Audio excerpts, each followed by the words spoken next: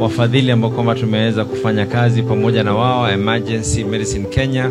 Bila kuweza kuwa na ushirikiano na wao hatuwezi kuyafanya yale ambayo kwamba tumeweza kuyafanya. Na kuna baadhi ya watu ambao kwamba wao wenyewe wametibiwa na wametoka. Kuweza tu kuwaelezea, hii tumefungua ni mpya.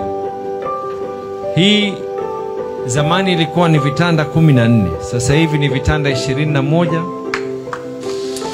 Kila kitanda ni kitanda ambacho kwamba ni cha sasa, kitanda ambacho kwamba kinaweza kufaa kwa daktari, na wewe mwenyewe kama ni mgonjwa unaweza kuwa katika sehemu ambayo hutoweza kuumia zaidi.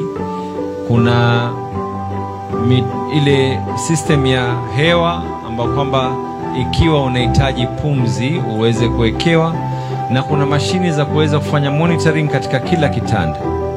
Na kando na hiyo kutakuwa na sehemu maalum pale katikati ambayo itakuwa ni center ya yule ambaye kwamba ni in charge, anaweza kumonitor, anaweza kuangalia kila mgonjwa hali yake iko vipi.